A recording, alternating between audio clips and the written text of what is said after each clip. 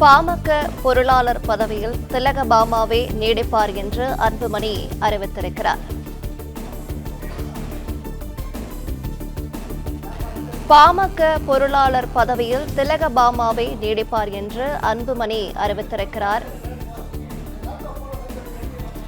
திலகபாமாவை பொருளாளர் பதவியிலிருந்து நீக்குவதாக சற்று முன் அறிவித்திருந்தார் ராமதாஸ். இதனைத் தொடர்ந்து பாமக பொருளாளர் பதவியில் திலகபாமாவை நீடிப்பார் என்று அன்புமணி ராமதாஸ் அறிவிப்பு ஒன்றை வெளியிட்டிருக்கிறார்.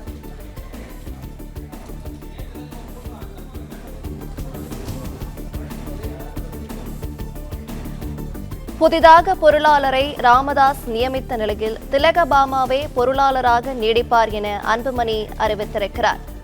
பாமக பொருளாளர் பதவியில் திலகபாமாவே நீடிப்பார் என்று அன்புமணி அறிவித்திருக்கிறார்.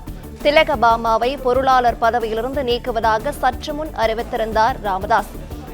புதிதாக பொருளாளரை ராமதாஸ் நியமித்த நிலையில் திலகபாமாவை பொருளாளராக நீடிப்பார் என அன்புமணி அறிவித்திருக்கிறார். கூடுதல் விவரங்களை தருகிறார் செய்தியாளர் பாண்டியராஜன். வணக்கம். மேலும் விவரங்கள் என்ன சொல்லலாம்?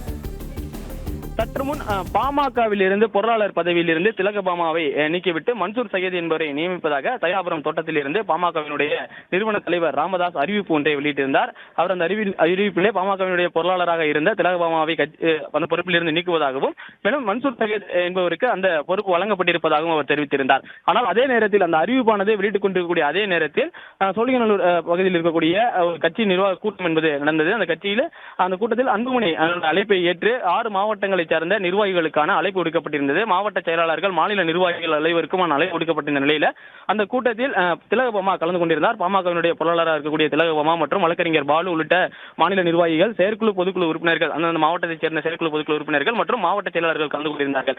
அவர் மேடையில் இங்கே அன்புமணி ராமதாஸ் அவர்களோடு இருந்து கொண்டிருக்கும் அதே நேரத்தில் பாமகவினுடைய நிறுவன தலைவர் ராமதாஸ் அவர்கள் அந்த அறிவிப்பை வெளியிட்டிருந்தார். பாமகவினுடைய பொருளாளராக இருந்த திலகபாமாவை அந்த பொறுப்பில் இருந்து நீக்குவதாக அந்த அறிவிப்பு வெளியானது.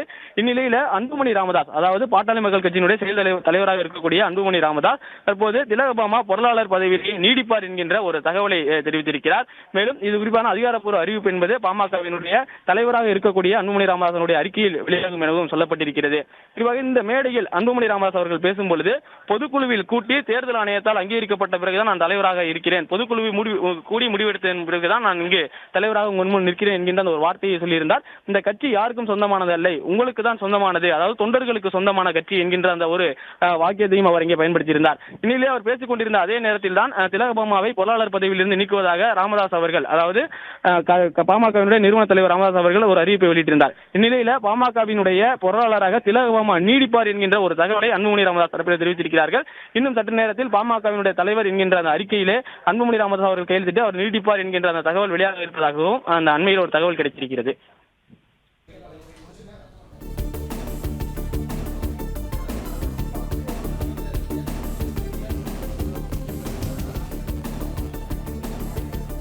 விவரங்களுக்கு நன்றி பாண்டியராஜ். பிளே ஸ்டோர் மற்றும் ஆப் ஸ்டோரில் இருந்து பாலிமர் செயலியை QR கோடு மூலம் பதிவிறக்கம் செய்யுங்கள். செய்திகளை உடனுக்குடன் பெறுங்கள்.